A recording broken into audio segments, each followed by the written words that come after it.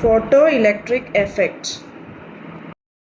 ഒരു suitable ഫ്രീക്വൻസിയിലുള്ള light ഒരു metal സർഫസിൽ വന്ന് തട്ടുമ്പോൾ കാഥോഡിൽ വന്ന് തട്ടുമ്പോൾ ഇലക്ട്രോൺസ് പുറത്തേക്ക് എമിറ്റ് ചെയ്യപ്പെടുന്നുണ്ട്. ഈ ഫിനോമിനനെയാണ് ഫോട്ടോ ഇലക്ട്രിക് എഫക്റ്റ് എന്ന് പറയുന്നത്. 1887 ഹെൻറിച്ച് ഹെർട്സ് എന്ന് പറഞ്ഞ സയൻറ്റിസ്റ്റ് അദ്ദേഹത്തിൻ്റെ പരീക്ഷണങ്ങളിലാണ്, ഇലക്ട്രോ മാഗ്നറ്റിക് വേവ്സ് എക്സ്പെരിമെൻറ്റ്സിലാണ് ഈ ഒരു ഫിനോമിന ഒബ്സർവ് ചെയ്തത്. ലൈറ്റ് ഒരു സ്യൂട്ടബിൾ മെറ്റൽ സർഫസിൽ വന്ന് വീഴുമ്പോൾ ആ മെറ്റൽ സർഫസിലിരിക്കുന്ന ഇലക്ട്രോൺസ് അതിനാവശ്യത്തിനുള്ള എനർജി അബ്സോർബ് ചെയ്ത് കഴിഞ്ഞാൽ ആ ലൈറ്റിൽ നിന്നും ആ ഇലക്ട്രോൺസ് ആ മെറ്റൽ സർഫസിൽ നിന്നും പുറത്തേക്ക് പോകുന്നു. ഇതാണ് ഫോട്ടോ ഇലക്ട്രിക് എഫക്റ്റിൽ നടക്കുന്നത്. ലേറ്റർ 1886 തൊട്ട് 1902 വരെയുള്ള പീരീഡിൽ വില്യം ഹാൾവാക്സും ഫിലിപ്പ് ലെനാർഡെന്നും പറഞ്ഞ 2 സയൻറ്റിസ്റ്റ് ഫോട്ടോ ഇലക്ട്രിക് എഫക്റ്റിൽ കുറേ ഇൻവെസ്റ്റിഗേഷൻസ് നടത്തിയിരുന്നു. അതിൽ ലെനാർഡ് ഒബ്സർവ് ചെയ്തതാണ്, ഒരു ഇവാക്യുവേറ്റഡ് ഗ്ലാസ് ട്യൂബിൽ 2 മെറ്റൽ പ്ലേറ്റ്സ്, 2 ഇലക്ട്രോഡുകൾ ഘടിപ്പിച്ചിട്ടുണ്ട്. അതിലൊരു മെറ്റൽ പ്ലേറ്റായ എമിറ്റർ പ്ലേറ്റിൽ അൾട്രാ വയലറ്റ് റേഡിയേഷൻസ് വന്ന് വീഴുമ്പോൾ അതുമായിട്ട് ബന്ധപ്പെട്ടിരിക്കുന്ന സർക്യൂട്ടിൽ കറണ്ട് ഫ്ലോ ഉണ്ടാകുന്നു. ഈ അൾട്രാ വയലറ്റ് റേഡിയേഷൻസ് സ്റ്റോപ്പ് ചെയ്ത് കഴിഞ്ഞാൽ അതേ സമയം തന്നെ കറണ്ട് ഫ്ലോയും നിൽക്കുന്നു. അതായത് അൾട്രാ വയലറ്റ് റേഡിയേഷൻസ് എമിറ്റർ പ്ലേറ്റിൽ വന്ന് ഫോൾ ചെയ്യുമ്പോൾ അതിൽ നിന്നും എമിറ്റർ പ്ലേറ്റിൽ നിന്നും ഇലക്ട്രോൺസ് പുറത്തേക്ക് വിടുന്നു. അങ്ങനെയാണ് അവിടെ കറണ്ട് ഉണ്ടാകുന്നത്. ഫോട്ടോ ഇലക്ട്രിക് എഫക്റ്റ് കാരണം ഉണ്ടാകുന്ന കറണ്ടിനെയാണ് ഫോട്ടോ കറണ്ട് എന്ന് പറയുന്നത്. മെറ്റൽ പ്ലേറ്റിൽ നിന്നും എമിറ്റർ പ്ലേറ്റിൽ നിന്നും പുറത്തേക്ക് വരുന്ന ഇലക്ട്രോൺസിനെ നമ്മൾ ഫോട്ടോ ഇലക്ട്രോൺസ് എന്ന് വിളിക്കുന്നു. Photo current collector plate potential മാറുന്നതനുസരിച്ച് എങ്ങനെ വേരി ചെയ്യുന്നു, അതുപോലെ വന്ന് വീഴുന്ന ലൈറ്റിൻ്റെ ഫ്രീക്വൻസിയും ഇൻറ്റൻസിറ്റിയും മാറുന്നതനുസരിച്ച് എങ്ങനെ ഫോട്ടോ കറണ്ട് വേരി ചെയ്യുന്നു. അപ്പോൾ ഈ റിലേഷൻസിനെ പറ്റി ആണ് ഹാൾവാക്സും ലെനാർഡും പഠിച്ചിരുന്നത്. 1888 ഹാൾവാക്സ് എന്ന സയൻറ്റിസ്റ്റ് ഫോട്ടോ ഇലക്ട്രിക് എഫക്റ്റിൽ ഫർദർ സ്റ്റഡീസ് പിന്നീട് കണ്ടക്ട് ചെയ്തു. അതിൽ അദ്ദേഹം ഒബ്സർവ് ചെയ്തതാണ്, ഒരു നെഗറ്റീവ്ലി ചാർജ്ഡ് സിംഗിൾ പ്ലേറ്റ് ആദ്യമേ ഒരു ഇലക്ട്രോസ്കോപ്പുമായിട്ട് കണക്ട് ചെയ്തു. എന്നിട്ട് ഈ നെഗറ്റീവ്ലി ചാർജ്ഡ് സിംഗിൾ പ്ലേറ്റിൽ അൾട്രാ വയലറ്റ് ലൈറ്റ് ഷൈൻ ചെയ്തു. ഈ ലൈറ്റ് ഷൈൻ ചെയ്യുന്തോറും ഈ സിംഗിൾ പ്ലേറ്റിൻ്റെ നെഗറ്റീവ് ചാർജ് മാറി അത് അൺചാർജ്ഡ് ആവുന്നു, പിന്നീട് അത് പോസിറ്റീവ് ചാർജ്ഡ് ആവുന്നു. ഇപ്പോൾ ലൈറ്റ് അടിക്കും തോറും ഈ പോസിറ്റീവ് ചാർജ് പിന്നീട് കൂടി വരുന്നു. അപ്പോൾ അതിൽ നിന്നും അദ്ദേഹം മനസ്സിലാക്കിയത് ഈ സിങ്ക് പ്ലേറ്റിൽ നിന്നും നെഗറ്റീവ്ലി ചാർജ്ഡ് പാർട്ടിക്കിൾസ് ആണ് പുറത്തേക്ക് എമിറ്റ് ചെയ്യുന്നത്. ലേറ്റർ 1897 ജെ തോംസൺ എന്ന് പറഞ്ഞ സയൻറ്റിസ്റ്റ് ഈ നെഗറ്റീവ്ലി ചാർജ്ഡ് പാർട്ടിക്കിൾസ്, അതായത് ഇലക്ട്രോൺസിനെ ഡിസ്കവർ ചെയ്യുന്നത്. അപ്പോൾ എമിറ്റർ പ്ലേറ്റിൽ ഇൻസിഡൻറ്റ് ലൈറ്റ് വന്ന് വീഴുമ്പോൾ ഇലക്ട്രോൺസ് പുറത്തേക്ക് ഇജക്റ്റ് ചെയ്യുന്നു. അതാണ് ഇവിടെ നടക്കുന്നത്. ഇലക്ട്രോൺസ് നെഗറ്റീവ്ലി ചാർജ്ഡ് ആയതുകൊണ്ടും കളക്ടർ പ്ലേറ്റ് പോസിറ്റീവ്ലി ചാർജ്ഡ് ആയതുകൊണ്ടും ഇലക്ട്രോൺസ് കളക്ടർ പ്ലേറ്റിലോട്ട് അട്രാക്റ്റഡ് ആകുന്നു. അപ്പോൾ അതുമായിട്ട് കണക്ട് ചെയ്തിരിക്കുന്ന സർക്യൂട്ടിൽ കറണ്ട് ഫ്ലോ ചെയ്യുന്നു. ഹാൾവാക്സിൻ്റെയും ലെനാർഡിൻ്റെയും ഒരു ഒബ്സർവേഷൻ ആയിരുന്നു, ഒരു പെർട്ടിക്കുലർ ഫ്രീക്വൻസിയിൽ താഴെയുള്ള അൾട്രാ വയലറ്റ് റേഡിയേഷൻസ് എമിറ്റർ പ്ലേറ്റിൽ വന്ന് ഇൻസിഡൻറ്റ് ചെയ്യുമ്പോൾ ഫോട്ടോ ഇലക്ട്രിക് എഫക്റ്റ് ഒബ്സർവ്ഡ് ആയിരുന്നില്ല എന്നുള്ളത്. സിങ്ക്, കാഡ്മിയം, മാഗ്നീഷ്യം പോലുള്ള മെറ്റൽസ് അൾട്രാ വയലറ്റ് ലൈറ്റിനോട് മാത്രമായിരുന്നു റെസ്പോണ്ട് ചെയ്യുന്നത്, അതും ഷോർട്ടർ വേവ് ലെന്ത് ആയിട്ടുള്ള അൾട്രാ വയലറ്റ് ലൈറ്റ്. ബട്ട് ചില alkali metals like lithium, sodium, potassium, caesium, rubidium visible light Shine ചെയ്യുമ്പോൾ തന്നെ ഫോട്ടോ ഇലക്ട്രിക് എഫക്റ്റ് കാണിച്ചിരുന്നു. Experimental setup. ഈ കാണുന്നതാണ് ഫോട്ടോ ഇലക്ട്രിക് എഫക്റ്റിൻ്റെ എക്സ്പെരിമെൻ്റൽ സെറ്റപ്പ്. ഒരു ഇവാക്യുവേറ്റഡ് ഗ്ലാസ് ട്യൂബ് ഉണ്ട്. ഈ ഗ്ലാസ് ട്യൂബിനകത്ത് 2 പ്ലേറ്റുകൾ ഘടിപ്പിച്ചിട്ടുണ്ട്, മെറ്റൽ പ്ലേറ്റുകൾ. അതിൽ ഈ സി എന്ന് പറയുന്നത് എമിറ്റർ പ്ലേറ്റും എ എന്ന് പറയുന്നത് കളക്ടർ പ്ലേറ്റുമാണ്. പിന്നെ ഒരു ക്വാർട്സ് വിൻഡോ വെച്ചിട്ടുണ്ട്. പിന്നെ ഒരു സോഴ്സ് ഉണ്ട്, ഒരു സോഴ്സ് എസ്. ഈ സോഴ്സ് എസ്സിൽ നിന്നും വരുന്ന ലൈറ്റ് അത് ക്വാർട്സ് വിൻഡോ വഴി ഈ എമിറ്റർ പ്ലേറ്റിൽ ചെന്ന് തട്ടുമ്പോൾ ഇലക്ട്രോൺസ് പുറത്തേക്ക് ഇജക്റ്റ് ആവും. ഈ ക്വാർട്സ് വിൻഡോ വെച്ചേക്കുന്നത് അൾട്രാ വയലറ്റ് ലൈറ്റ് മാത്രം പാസ് ചെയ്യാൻ വേണ്ടി. സോഴ്സിൽ നിന്ന് വരുന്ന ലൈറ്റിൽ അൾട്രാ വയലറ്റ് അതുപോലെ മറ്റ് ലൈറ്റുകളും കാണും. അപ്പോൾ നമുക്ക് വേണ്ടുന്നത് അൾട്രാ വയലറ്റ് ലൈറ്റാണ്. അൾട്രാ വയലറ്റ് ലൈറ്റിനെ മാത്രം ഫിൽട്ടർ ചെയ്ത് എടുക്കാൻ വേണ്ടിയിട്ടാണ് ക്വാർട്സ് വിൻഡോ വെച്ചേക്കുന്നത്. ഈ ക്വാർട്സ് വിൻഡോയിൽ നിന്നും അൾട്രാ വയലറ്റ് ലൈറ്റ് എമിറ്റർ പ്ലേറ്റിലേക്ക് തട്ടുമ്പം ഇലക്ട്രോൺസ് ഇജക്റ്റഡ് ആവും. ഈ ഇലക്ട്രോൺസ് കളക്ടർ പ്ലേറ്റ് എയിൽ കളക്ട് ചെയ്യും. സർക്യൂട്ടിൽ ഇതുമായിട്ട് കണക്ട് ചെയ്തേക്കുന്ന ഈ സർക്യൂട്ടിൽ ഒരു കറണ്ട് ഫ്ലോ ഉണ്ടാവും.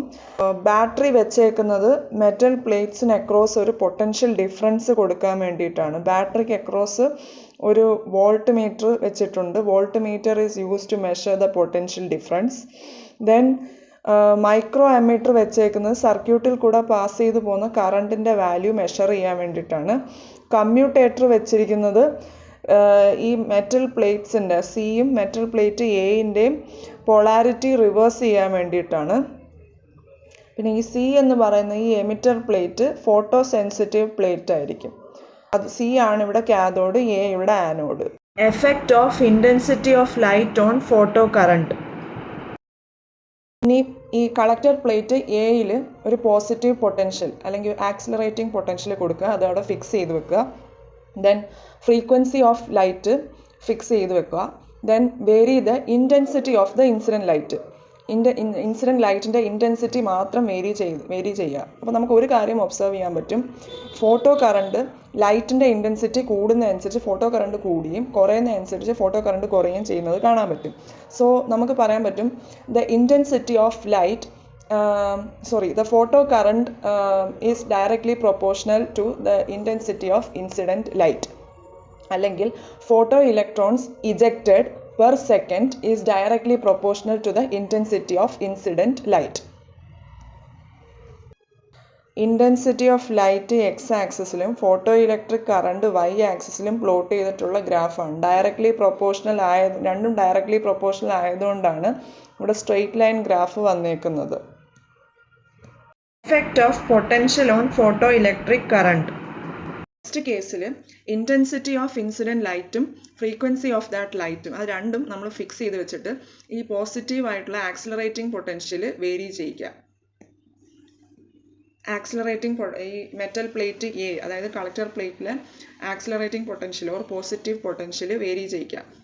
ഒരു കാര്യം ഒബ്സർവ് ചെയ്തത്, പോസിറ്റീവ് പൊട്ടൻഷ്യൽ കൂടുന്നതനുസരിച്ച് ഫോട്ടോ ഇലക്ട്രിക് കറണ്ട് കൂടുന്നതായിട്ട് ഒബ്സർവ് ചെയ്തു.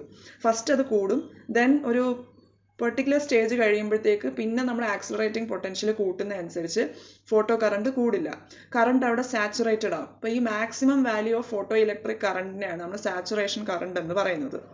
അതായത് എമിറ്റർ പ്ലേറ്റ് ഇജക്റ്റ് ചെയ്യുന്ന എല്ലാ ഇലക്ട്രോൺസും കളക്ടർ പ്ലേറ്റ് കളക്ട് ചെയ്തു എന്നാണ് സാച്ചുറേഷൻ കറണ്ട് കൊണ്ട് അർത്ഥമാവുന്നത്.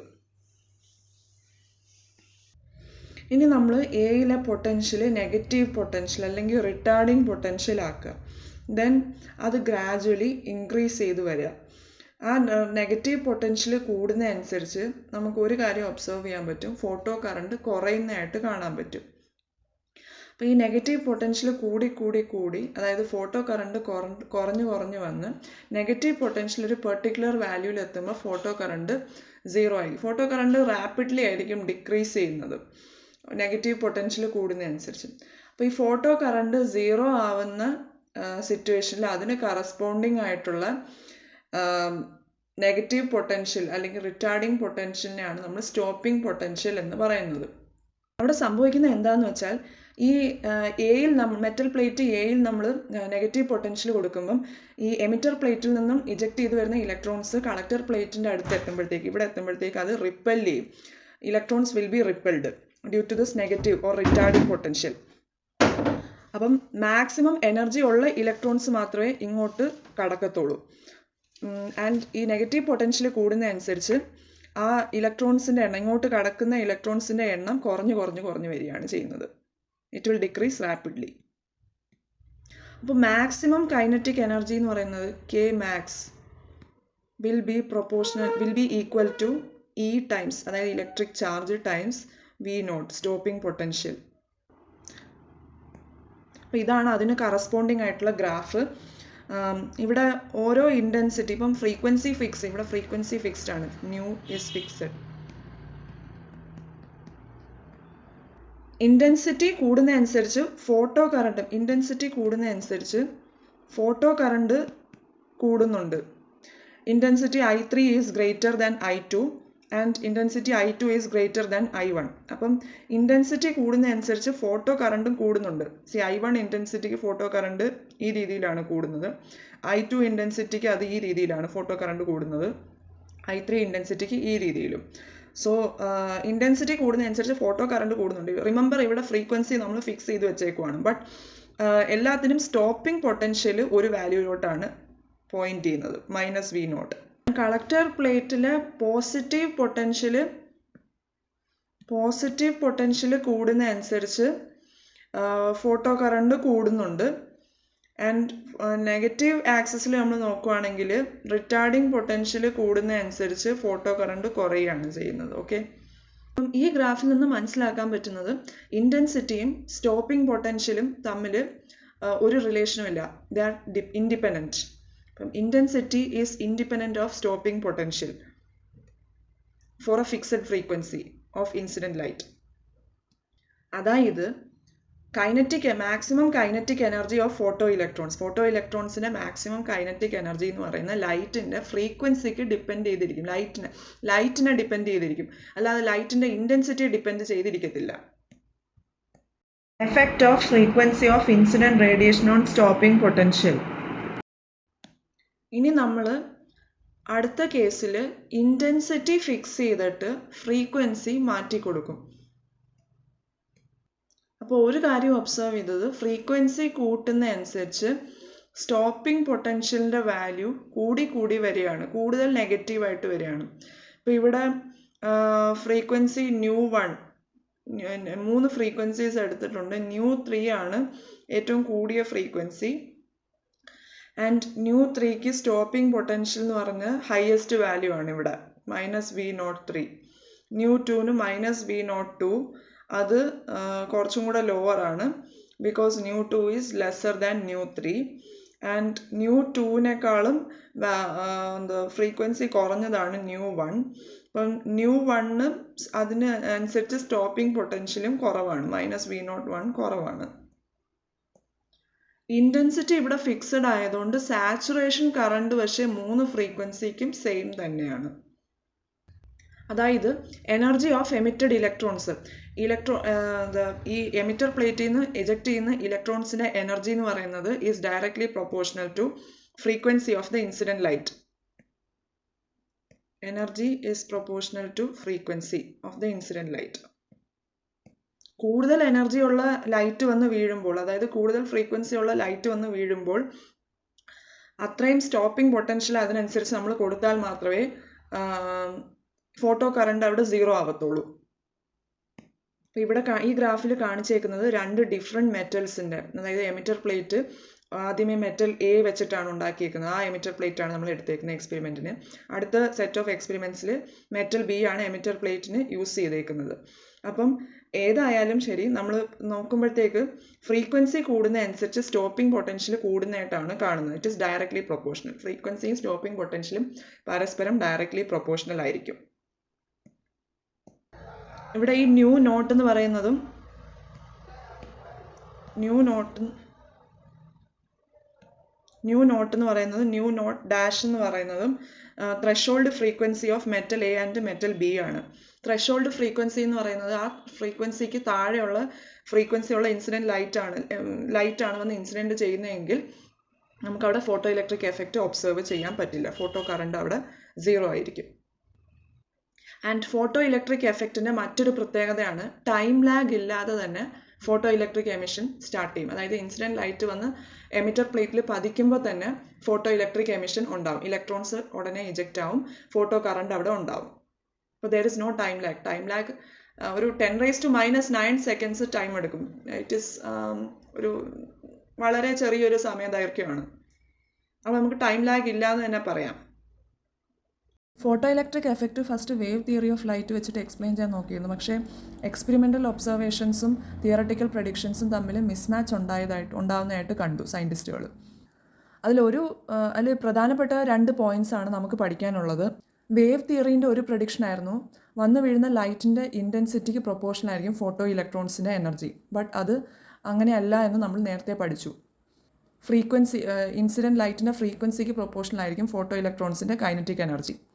ദെൻ നമ്മൾ പഠിച്ചൊരു കാര്യമാണ് ഫോട്ടോ ഇലക്ട്രോൺസ് ഒരു ടൈം ലാഗ് പോലും ഇല്ലാതെ തന്നെ ലൈറ്റ് വന്ന് വീഴുമ്പോൾ അപ്പോൾ തന്നെ അത് ഇൻസ്റ്റൻറ്റേനിയസ് ആയിട്ട് ഫോട്ടോ ഇലക്ട്രിക് എമിഷൻ നടക്കുന്നുണ്ട് എന്നുള്ളത്. പക്ഷേ വേവ് തിയറി പറയുന്നത് there is A time lag. സമയമെടുക്കും, മേ ബി മണിക്കൂറുകൾ അല്ലെങ്കിൽ അതിൽ കൂടുതൽ സമയമെടുക്കും എന്നാണ് വേവ് തിയറി പറയുന്നത്. ആൻഡ് വേവ് തിയറി ഒരിക്കലും ത്രെഷോൾഡ് ഫ്രീക്വൻസിയെ പറ്റി പറഞ്ഞിരുന്നില്ല. ലേറ്റർ 1905 ആൽബർട്ട് ഐൻസ്റ്റീൻ ആണ് പാർട്ടിക്കിൾ നേച്ചർ ഓഫ് ലൈറ്റ് വെച്ചിട്ട് ഫോട്ടോ ഇലക്ട്രിക് എഫക്റ്റിനെ സക്സസ്ഫുൾ ആയിട്ട് എക്സ്പ്ലെയിൻ ചെയ്തത്. അതിന് അദ്ദേഹത്തിന് നോബൽ പ്രൈസും കിട്ടിയായിരുന്നു.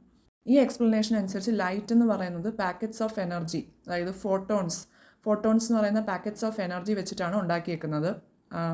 അതായത് they are simply quanta of energy of radiation. അതിൽ ഓരോ ക്വാണ്ടയ്ക്കും ഉള്ള എനർജി എന്ന് പറയുന്നത് hν ആയിരിക്കും. h എന്ന് പറയുന്നത് പ്ലാങ്ക്സ് കോൺസ്റ്റൻറ്റും ന്യൂ എന്ന് പറയുന്നത് frequency of light. Photo electric എഫക്റ്റിൽ ഒരു ഇലക്ട്രോൺ ഒരു സമയത്ത് ഒരു ഫോട്ടോണായിട്ട് ഇൻട്രാക്ട് ചെയ്യും. ഒരു ഫോട്ടോണിൻ്റെ എനർജി അബ്സോർബ് ചെയ്യും, അതായത് hν എനർജി അബ്സോർബ് ചെയ്യും. ഇനി ഈ വരുന്ന എനർജി, ഈ അബ്സോർബ് ചെയ്യുന്ന എനർജി ആ മെറ്റലിൻ്റെ വർക്ക് ഫംഗ്ഷനേക്കാളും കൂടിയ എനർജി ആണെങ്കിൽ, അതായത് വർക്ക് ഫംഗ്ഷൻ എന്ന് പറയുന്നത് the minimum energy required to eject an electron, work ഫംഗ്ഷനേക്കാളും കൂടുതൽ ആണ് ഈ ഇലക്ട്രോൺ അബ്സോർബ് ചെയ്യുന്ന, ഫോട്ടോണിൽ നിന്നും അബ്സോർബ് ചെയ്യുന്ന എനർജി എങ്കിൽ that electron will be emitted out from the metal surface. ആ ഇലക്ട്രോണിനുണ്ടാകുന്ന മാക്സിമം കൈനറ്റിക് എനർജി എന്ന് പറയുന്നത് Kmax is equal to hν minus φ0. ഈ φ0 എന്ന് പറയുന്നതാണ് ഇവിടെ വർക്ക് ഫംഗ്ഷൻ.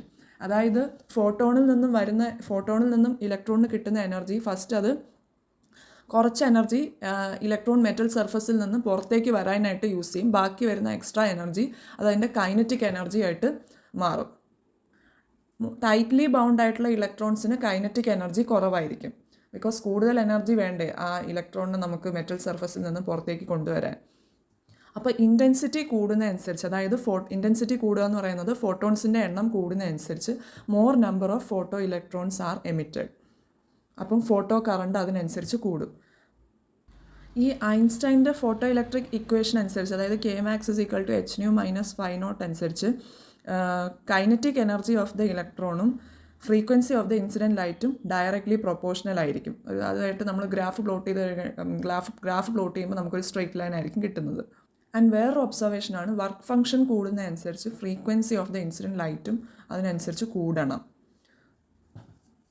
വർക്ക് ഫംഗ്ഷൻ കൂടുക എന്ന് പറയുമ്പോൾ നമ്മൾ അത്രയും എനർജി ഉള്ള ഇൻസിഡൻറ്റ് ലൈറ്റ്, അതായത് എനർജി കൂടുതൽ എന്ന് പറയുമ്പോൾ ഫ്രീക്വൻസി സ്വാഭാവികമായിട്ടും കൂടുതലായിരിക്കും. അപ്പം അത്രയും ഫ്രീക്വൻസി ഉള്ള ലൈറ്റ് വന്ന് ഇൻസിഡൻറ്റ് ചെയ്താൽ മാത്രമേ നമുക്ക് ഇലക്ട്രോൺസിനെ പുറത്തേക്ക് എമിറ്റ് ചെയ്യാൻ പറ്റൂ ആ മെറ്റൽ സർഫസിൽ നിന്നും. ഐൻസ്റ്റൈനിന് ഈ ടൈം ലാഗ് വരാത്ത കാരണവും അത് എക്സ്പ്ലെയിൻ ചെയ്യാൻ പറ്റി. ബിക്കോസ് ഇലക്ട്രോൺ ആ ഫോട്ടോണിൽ നിന്നും എനർജി അബ്സോർബ് ചെയ്ത് കഴിയുമ്പം വർക്ക് ഫംഗ്ഷനേക്കാളും കൂടുതലുള്ള എനർജി ആണെങ്കിൽ അത് അപ്പോൾ തന്നെ അത് ഇജക്റ്റ് ആവും മെറ്റൽ സർഫസിൽ നിന്നും. ഇനി ഇൻറ്റൻസിറ്റി ഇനി എത്ര കുറഞ്ഞാലും ഒരു ഫോട്ടോ കറണ്ട് നമുക്ക് ഒബ്സർവ് ചെയ്യാൻ പറ്റും. ബിക്കോസ് ഈ ഇലക്ട്രോൺസ് ഇജക്റ്റ് ആവുന്നത്, ഇലക്ട്രോൺസിൻ്റെ എനർജി എന്ന് പറയുന്നത് ഫോട്ടോൺസിൻ്റെ ഫ്രീക്വൻസിക്ക് ഡിപ്പെൻഡൻ്റ് ആയിരിക്കും, ഇൻറ്റൻസിറ്റിക്ക് ഡിപ്പെൻഡൻ്റ് അല്ല. ഐൻസ്റ്റൈൻ്റെ ഫോട്ടോ ഇലക്ട്രിക് ഇക്വേഷനും പിന്നെ നമ്മൾ നേരത്തെ പഠിച്ച സ്റ്റോപ്പിംഗ് പൊട്ടൻഷ്യൽ, അതായത് maximum kinetic energy is equal to E times stopping potential, ഈ രണ്ട് ഇക്വേഷൻസ് നമ്മൾ ഇക്വേറ്റ് ചെയ്ത് കഴിയുമ്പോൾ നമുക്കൊരു റിലേഷൻ കിട്ടും. Stopping potential V0 is equal to h/E times frequency of incident light nu minus work function φ0 divided by E. അപ്പോൾ ഇതൊരു important റിസൾട്ടാണ്. നേരത്തെ നമ്മൾ പറഞ്ഞായിരുന്നു ഫ്രീക്വൻസി ഓഫ് ഇൻസിഡൻറ്റ് ലൈറ്റിന് ഡയറക്റ്റ്ലി പ്രൊപ്പോർഷണലാണ് ഈ സ്റ്റോപ്പിംഗ് പൊട്ടൻഷ്യൽ എന്നുള്ളത്. അപ്പം അത് അതിൻ്റെ ഒരു മാത്തമാറ്റിക്കൽ വേർഷനാണിത്. ഈ ഇക്വേഷൻ എന്ന് പറയുന്ന ഒരു സ്ട്രെയിറ്റ് ലൈനിൻ്റെ ഇക്വേഷനാണ്. അപ്പോൾ ആ ഇക്വേഷൻ അനുസരിച്ച് സ്ലോപ്പ് നമ്മൾ കിട്ടുന്ന ഗ്രാഫിൻ്റെ ഫ്രീക്വൻസിയും സ്റ്റോപ്പിംഗ് പൊട്ടൻഷ്യലും പ്ലോട്ട് ചെയ്ത് കഴിഞ്ഞാൽ നമുക്ക് കിട്ടുന്ന ഗ്രാഫിൻ്റെ സ്ലോപ്പ് എന്ന് പറയുന്നത് h/E ആയിരിക്കും. ഈ റോബർട്ട് മില്ലിക്കൺ എന്ന് പറഞ്ഞ സയൻറ്റിസ്റ്റ് ഐൻസ്റ്റൈൻ്റെ ഫോട്ടോ ഇലക്ട്രിക് എഫക്റ്റിൻ്റെ എക്സ്പ്ലനേഷൻ തെറ്റാണെന്ന് പ്രൂവ് ചെയ്യാൻ വേണ്ടിയിട്ട് അദ്ദേഹം ഈ ഒരു ഗ്രാഫിൻ്റെ ഒരു മെത്തേഡ് യൂസ് ചെയ്തിരുന്നു. അപ്പം സോഡിയത്തിന് ഈ ഒരു ഗ്രാഫ് വരച്ച് നോക്കിയപ്പം സോഡിയത്തിന് ഈ ഒരു ഗ്രാഫ് വരച്ച് സ്ലോപ്പ് നോക്കിയപ്പം പ്ലാങ്ക്സ് കോൺസ്റ്റൻറ്റിൻ്റെ വാല്യൂ അതിൽ നിന്നും കാൽക്കുലേറ്റ് ചെയ്യാൻ പറ്റുന്നതായിട്ട് കണ്ടെത്തി. അപ്പം ഇതിൽ നിന്നും നമുക്ക് മനസ്സിലാക്കാൻ പറ്റുന്നത് റോബർട്ട് മില്ലിക്കൺ എന്ന് പറഞ്ഞ സയൻറ്റിസ്റ്റ് ഐൻസ്റ്റൈൻ്റെ എക്സ്പ്ലനേഷൻ തെറ്റാണെന്ന് പ്രൂവ് ചെയ്യാനാണ് നോക്കിയത്. പക്ഷേ അദ്ദേഹത്തിൻ്റെ കണ്ടുപിടുത്തത്തിലൂടെ തന്നെ ഐൻസ്റ്റൈൻ പറഞ്ഞതാണ് കറക്റ്റ് എന്ന് പിന്നീട് തെളിയിക്കപ്പെട്ടു.